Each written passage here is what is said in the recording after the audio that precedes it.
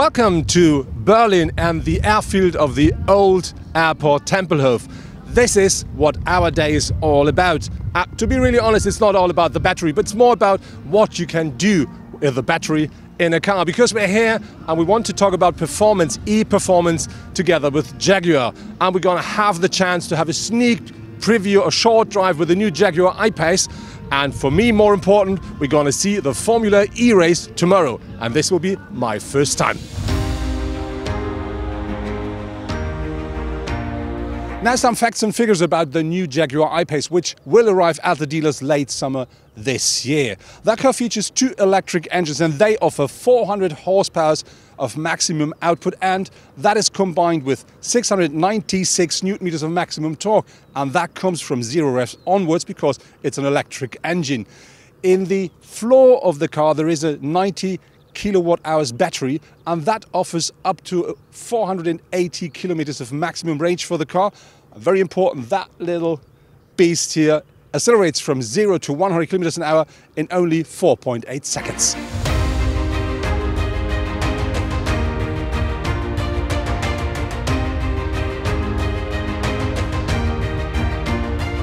So now I have the opportunity to drive an I-Pace for the very first time. This is not open road and it's not a production car, but I'm really looking forward to it. The funny thing with that car is it not only offers 400 horsepower, it also offers up to 696 Newton meters of maximum torque. So this is something that makes big fun, but on that course, you have no chance to redrive that car the way you should.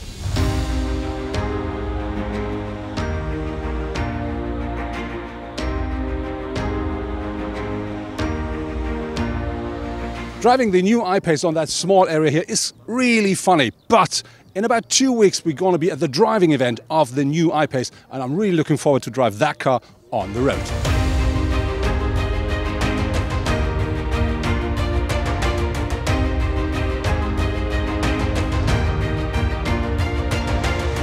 A new project of Jaguar regarding to e-performance is the so-called Jaguar I-Pace E-Trophy, which is a new race series that's going to be introduced here while the Formula E is running. And this is a new race series where up to 20 I-Pace race cars will drive against each other. So very challenging, and that'll happen all the time next to the Formula E races from the next season onwards.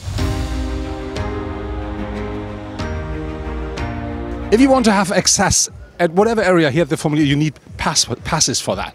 I have already 3 of them, but that's not enough to get into the pit. I'm at the pit lane, but into the pit I need another one, but I've got to get that one shortly.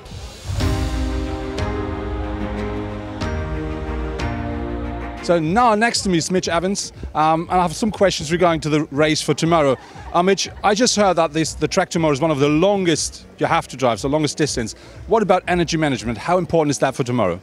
Yeah, it's going to be crucial tomorrow. So the race distance tomorrow is going to be the longest ever in Formula E's existence. So, I mean, they're already very, very long in terms of, with the range and the racing side of it, with the energy management is very, very crucial. But tomorrow is going to be the most important one or the most difficult.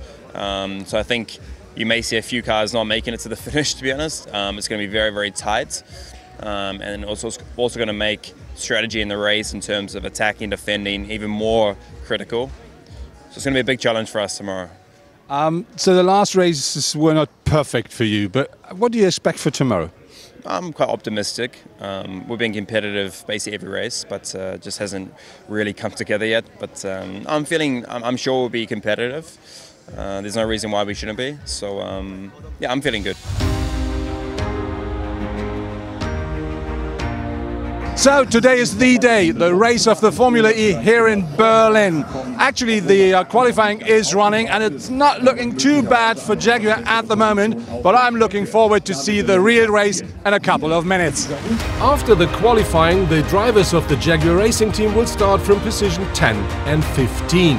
One of my personal highlights is to see how these drivers are fighting for every single position while their cars are driving on high speed very close to each other. Mitch Evans is doing a good pace, and at the end of the day he's on position 6. Nelson Piquet Jr. is finishing his Grand Prix here in Berlin on position 12. That was our report here from Berlin Tempelhof and the Formula E Grand Prix. And I really have to say that race was completely different than anything else I ever saw in motorsport before. And we had great fun watching the qualifying. It was really interesting to see how challenging the race was. And I can tell you, after these 2 days, I know how much fun you can have with some electric energy and a car.